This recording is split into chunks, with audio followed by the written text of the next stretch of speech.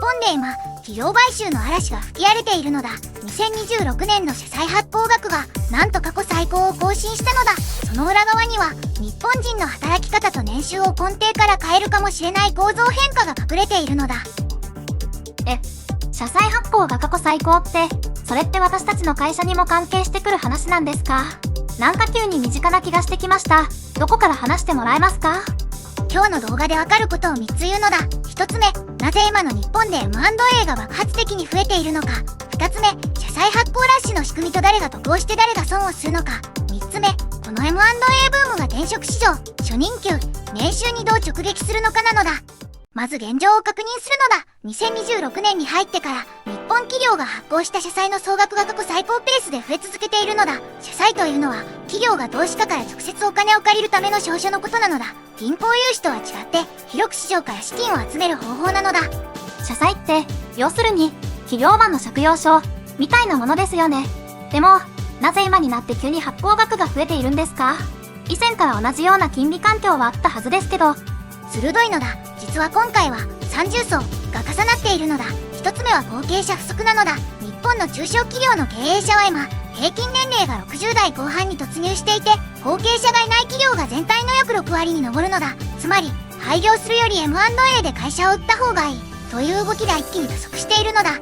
二つ目は円安なのだ。円安が続く中で日本企業は海外企業を買う時に相手から見れば安く買われるという構図になるのだ。逆に日本の有料中小企業は外資にとって格好のターゲットになっているのだ。3つ目が金利なのだ。日銀が少しずつ利上げを始めたとはいえ、海外と比べればまだ低水準なのだ。だから社債で資金調達するコストが相対的に安く済むのだ。後継者不足って、なんか家族経営の町の電気屋さんが息子に継がせられなくて大手に買われるみたいなイメージがあります。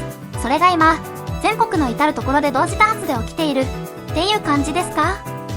まさにそのイメージで合っているのだ。2025年に日本で成立した M&A の件数は約4700件で、5年前と比べておよそ 1.4 倍に増えているのだ。そしてその M&A の資金を調達するために、買収する側の企業が社債を大量発行しているわけなのだ。ちょうど家を買う時に住宅ローンを組むようなものなのだ。企業が会社を買うローンとして社債を使っているのだ。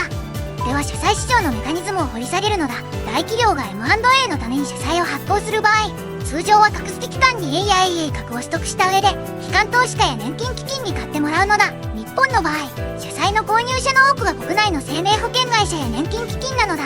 つまりあなたが加入している生命保険の保険料が巡り巡って日本企業の M&A を支えているケースがあるのだ。私の保険料がどこかの会社買収に使われてる可能性があるんですか？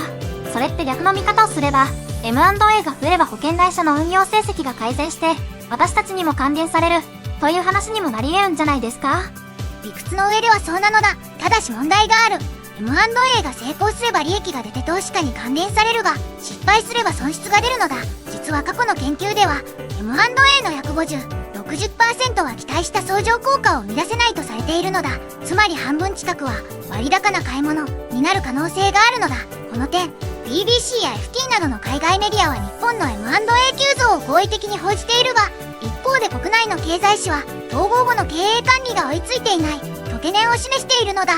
もう一つ重要な視点があるのだ。今回の M&A ブームは外から買うだけじゃなく中から整理する流れも含んでいるのだ。東証がここ数年上場企業に対して資本効率を改善せよと圧力をかけてきた結果、収益性の低い事業を切り離す売却型 M&A も急増しているのだ。コングロマリット、つまり多角経営の大企業が不採算部門を別会社に売って身軽になる動きがそれなのだ。でもこの先さらに衝撃的な話があるのだ。転職市場への影響なのだ。ちょっと整理させてください。後継者不足、円安、低金利の三重層で M&A が急増して、その資金調達として社債発行が記録的な水準になっている。でも買収の半分は期待通りの効果が出ないリスクもあるということでしたよね。で、これが転職市場にも影響するんですか？そうなのだ。ここからが今日一番大事なパートなのだ。 M&A が増えると何が起きるかというと、まず買収された会社の社員の立場が劇的に変わるのだ。社名が変わる、評価制度が変わる、給与テーブルが変わる。場合によっては買収した大企業の給与水準に統合されて年収が一気に上がるケースもあれば、逆に管理職ポストが統廃合されて昇進ルートが消えるケースもあるのだ。具体的な数字で見るのだ。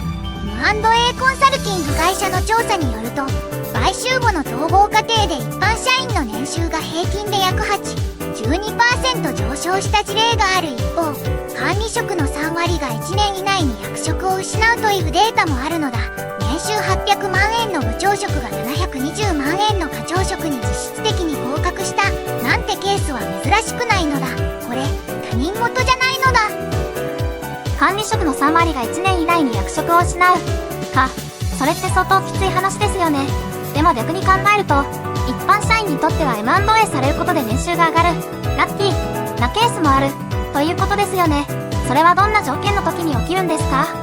年収が上がりやすいのは、買収する側が給与水準の高い大企業で、買収される側が中小企業のケースなのだ。この場合、人材を確保したい大企業側が積極的に給与テーブルを引き上げるのだ。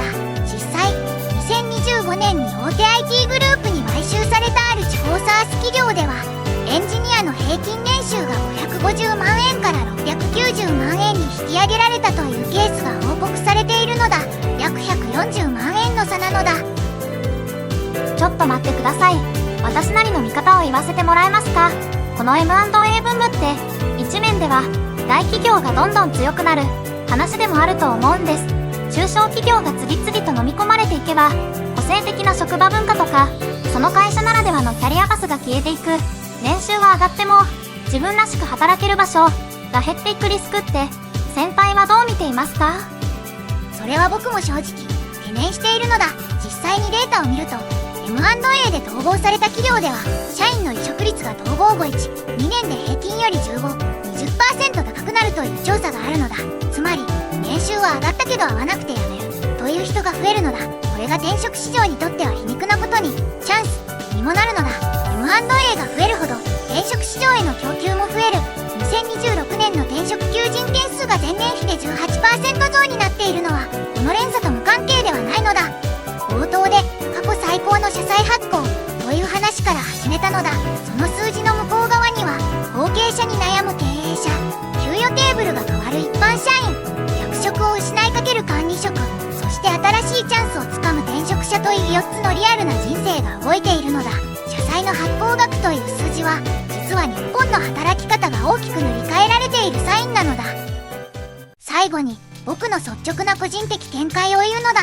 この M&A ブームは短期的な財務テクニックの話ではなく、日本の企業構造が戦後体制の終わりを迎えている証拠だと思うのだ。後継者がいない家族経営、低収益の多角経営、終身雇用の前提、これらが一気に解体されていく過程が、今まさに社債市場という形で可視化されているのだ。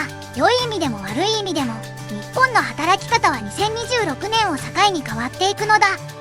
今の職場でこのまま働き続けるのか、M&A で生まれた新しい機会を取りに行くのか、正直、選択肢が増えているのは事実ですよね。コメントで教えてほしいんですが、もし自分の会社が M&A されるとしたら、歓迎派ですか？それとも、不安派ですか？このチャンネルでは毎日、海外と日本の経済ニュースを分かりやすく深掘りしているのだ。チャンネル登録と高評価ボタンで応援してほしいのだ。次回は、この M&A ブームと深くつながる日本の金利政策の最新動向を扱う予定なのだ。それが来週には大きく動く可能性があるのだ。お楽しみに。